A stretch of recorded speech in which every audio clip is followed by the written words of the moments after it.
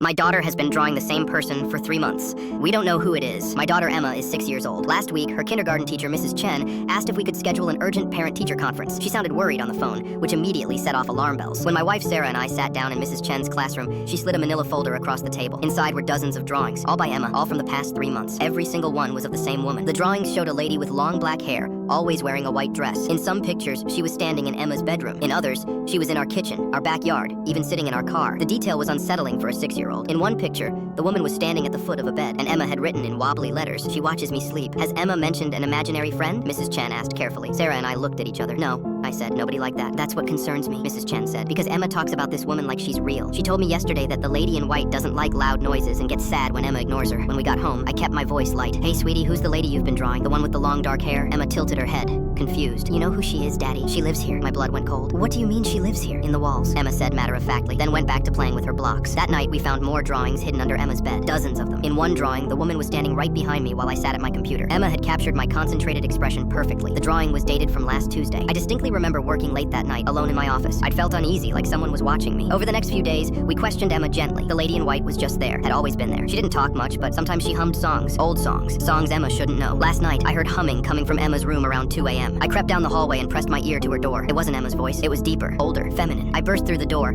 ready to fight whoever had broken into my daughter's room. Emma was alone, fast asleep, but her newest drawing was on the floor beside her bed. It showed our whole family, me, Sarah, Emma, even our cat, standing in our living room. We were all smiling, and behind us, barely visible, was the woman in white. Her face was finally detailed enough to make out features. She looked young, maybe 30, pretty, sad eyes. Then I saw what Emma had written at the bottom. "Mommy says goodbye." I turned the drawing over. On the back, Emma had written more. The other mommy, the one from before. She says she's sorry she left. She says the fire wasn't Emma's fault. She says she just wants to see her baby one more time. We've lived in this house for 4 years. The realtor mentioned there'd been a tragedy, a fire in the bedroom upstairs, the one that's now Emma's room. A woman had died. They'd renovated completely before putting it on the market. I went downstairs and searched for news articles from 6 years ago. Local woman dies in house fire. Daughter survives. There was a photo. The woman had long black hair. In the picture, she was wearing a white dress. Her daughter's name was Emma Holbrook. She'd been 6 months old when the fire happened. Rescued by firefighters. Eventually adopted by a new family after no relatives could be found. My Emma is named Emma because Sarah loved the name. We chose it together, just a coincidence. Except Emma has a small scar on her left shoulder. The pediatrician said it looked like an old burn, probably from when she was an infant. Before we adopted her. We adopted Emma when she was 8 months old. The timeline fits. This morning, Emma came down for breakfast humming that same melody. When I asked where she learned it, she said, "My first mommy used to sing it to me. She's teaching me the words now." "Your first mommy?" Sarah asked, her voice barely a whisper. Emma nodded, smiling. "The lady in white. She's not scary, Mommy. She's just sad. She says she's been looking for me for a really long time. She says she's not leaving again." Last night, I heard footsteps in the walls. This morning, there's a new drawing on the kitchen table. Neither of us saw Emma make it. The woman in white is standing between me and Sarah with her hand on Emma's shoulder. We're not in the picture anymore. Just Emma and the woman holding hands. At the bottom,